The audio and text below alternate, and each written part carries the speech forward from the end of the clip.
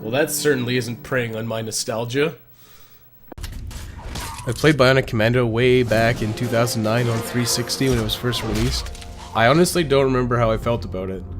I definitely remember beating it, but I think I shelved it and never really delved deeper past that first playthrough. Spencer's bionic arm really is the star of the show in Bionic Commando. The vast majority of your abilities are based around it. You can do some really fun stuff like grappling dudes and whipping them at other dudes.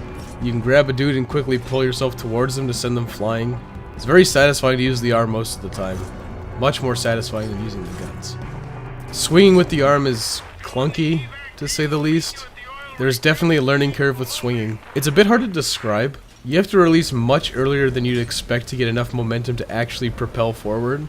If you release too late, you lose all of your momentum and just kind of plummet. If you let go too late and you just plummet, your best bet is almost always to turn around and re-grapple to the point you just released from. This happens quite frequently in the beginning, and it actually happens a lot in the late game too. It takes some getting used to, but you do get fairly decent at it throughout the course of the game, since you use it all the time and you have to get decent at it. There are times when you feel very proficient at it, and it feels really good to do a sequence of perfect swings and you get to where you're going very quickly. But a lot of the time you gotta stop, slow down, do a few back and forths to ensure you get the right momentum and the right timing to reach the next point. And then, you know, if you miss that, you're either going back to the one you were just at or you're falling to your death. If there was one single aspect of the game that destroyed any of the potential it had, it was the level design. You're set up to do some really awesome stuff in Bionic Commando. You have a kick-ass robot arm that lets you swing like you're Spider-Man. You can smash the shit out of mechs with it. You can throw cars. You can rip shit apart. It should be amazing. The actual core gameplay is pretty good. Shooting guns can feel a bit lacking without a good sense of impact, but that's kind of a minor complaint. The biggest hurdle Bionic Commando has is the terrible level design. There is one part that I feel has perfect level design. It's when you're fighting the first boss on the roof of a building under construction. The steel girders that make up the building's framework make a perfect level for use of your swing with the bionic arm. The level acts like a jungle gym and really emphasizes the potential that Bionic Commando had. It's fun and easy to traverse. It's very satisfying to swing around in that area. The problem is the rest of the game does not have that sense of well-constructed design. Large sections of the city are destroyed, and Spencer can't swim because of the weight of his arm. Conveniently, there are mines that float on balloons throughout the game. Almost every level has multiple sections of you deactivating the minefields, so you can use them as gravel points to swing to the next area. Bionic Commando also really blatantly restricts your potential movement patterns with this gaudy blue radiation all over the place. Touching the radiation kills you very quickly, and potentially unfairly. Obviously this extends into the boss fights, which outside of the first one I mentioned, take place on flat ground with nothing to grapple onto. It's disappointing because when you remove even the potential to swing around, your boss fights become a lot less fun and a lot more boring. You do need to use the arm in the boss fights, but it's never for swinging, which is one of the core mechanics of Bionic Commando. One of the bosses is plastered with cars you need to throw, and the other requires you to zip kick the boss multiple times. So Bionic Commando 2009 is actually a sequel to the events of Bionic Commando on the NES. You've got references to a game made in the 80s, which feels very out of place with the tone they established in the beginning. Nathan Spencer has the nickname Rad. You have references to Super Joe and various other things that feel very dated. If Bionic Commando 2009 wasn't trying to be so serious and treated itself like the radical 80s schlock it should have been, it would have been a lot more enjoyable. Super Joe and Rad Spencer wouldn't be out of place in a game that didn't take itself so seriously. I really think that would have been a lot more fun. Cutscene Spencer is just a no-nonsense, short-fuse, typical bad cop kind of personality, at least in the beginning. Then in-game he does wolf howls, he's screaming yeah, and spews one-liners throughout the whole game, so his character feels very inconsistent. You can get a skin for Spencer from Bionic Commando Rearmed, which is more in line with what I would expect from the character in the game. The dreadlocked, angst-ridden ex-military convict voiced by the lead singer from Faith No More just doesn't do it for me. The electric red-haired guy with shades is way more fun and appealing in this kind of game. There's something about the soundtrack that just kind of gets me hyped up. I'll show you a clip from early on when I got a rocket launcher and had to fight a Barak, or whatever the helicopter thing is.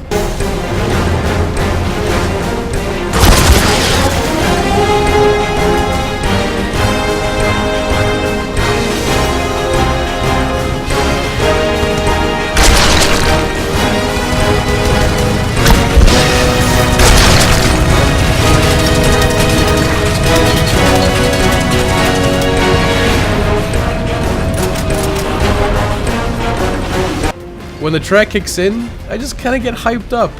A lot of the music in the game is actually quite well done and pretty good, but there just kind of is this lower level of polish than you'd want with a Capcom IP.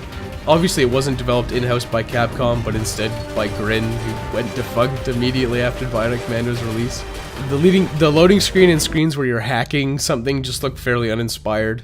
Then things like your guns sound pathetic, which detracts from my enjoyment quite a bit. The voice acting is kind of spotty too. Nathan Spencer isn't done by a real voice actor, but the lead singer of a band, so his performance is eclipsed by actually talented people like Steve Bloom, which is pretty bad for the main character. Besides general swinging jankiness causing more deaths than I feel is acceptable, the hardest part are probably the boss fights or when you're fighting multiple generic mechs. The mechs can only be reliably damaged from behind in their glowing weak point, bullets from your pistol are barely noticeable, and even zip kicks feel fairly weak. The occasional grenade launcher you get deals with them very well, but limited ammo means you're often without it. I wouldn't call the bosses difficult. The Mole Worm and Groder are gimmicky, and the finale is a series of quick time events. Like I said, it's probably the mechs, because you fight a lot of them, and sometimes you just have no reasonable way of dealing with them. You gotta use environmental stuff, and that usually involves a lot of run around. Bionic Commando is pretty short, it's just over 5 hours. The pacing is alright, but there are a few sections that stood out as pretty poorly done. Right at the beginning you enter the battlefield without your bionic arm for some reason. I'm sure it's justified that they don't want Nathan to have it until he's in the war zone because he's a loose cannon, but it feels really stupid. So you spend a good few minutes just shooting guys with your pathetic gun until you reach the drop pod for your sick robot arm. Once you get your robot arm, you're given a pretty significant tutorial section. Normally I wouldn't mind, but I think it's handled quite poorly. You're shown how to use every single ability Nathan has, then you can't use them. I think they justify it as like synchronizing with the arm, but you unlock a few abilities throughout the course of the game. The rip and the whip mechanic and a few others are unlocked later in the game. Feels very strange because you get the tutorial on them right at the start, then they show up pretty significantly later. So you kind of have to do like a relearning. It just doesn't make any sense. Other than that, the pacing is okay. A lot of the levels feel very similar, with constantly having to go hack a terminal to disable the minefield, go to the next area and do it again. It's frustrating to deal with the minefields though. Even though it's so short, this happens so often that it feels a lot longer than the game actually is, which is not a good spot to be in. After the events of the original Bionic Commando, Spencer spends 10 years in prison for his involvement in assisting alleged bionic assassins and is awaiting his execution. Super Joe releases Rad Spencer to work for him because of a terrorist attack on Ascension City which left the city irradiated and in ruins. Spencer is convinced to help because Super Joe knows the whereabouts of his missing wife. Spencer works his way through Ascension City and finds information on a vault and Project Vulture. After retrieving the carrion device, Super Joe betrays Spencer and reveals that he is the leader of the terrorist organization. Spencer goes after Super Joe and the carrion device, and finds that bionics required emotional attachment to sync with the host. It's revealed that Spencer's wife was used as a catalyst for his arm. How, I don't know. Spencer gets super pissed and kills Super Joe after he activates the carrion device, and then he falls, presumably to his death, but it's not directly shown. Then the game's over. There are probably some retcons with the NES version of Bionic Commando, but I'm not overly familiar with it. The game is a sequel to the original NES version, but more so the remake, Bionic Commando Rearmed, as there are retcons that are established in it. Let's just get it out of the way.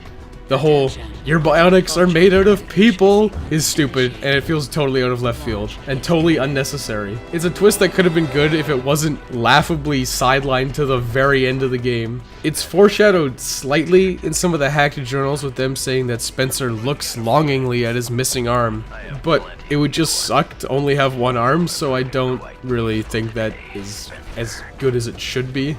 Barring it just being completely dumb and out of left field, how is that reveal even possible? It's not even really worth getting into further than that. It's meant to be a critical plot revelation, but it happens immediately before the finale, literally like 5 minutes before the last scene. It's basically totally glossed over. Spencer barely even acknowledges it. In terms of the rest of the game, it's really light on plot, kind of just like a framework for your game to exist. I will say it's not actually that good of a plot, but you know, whatever.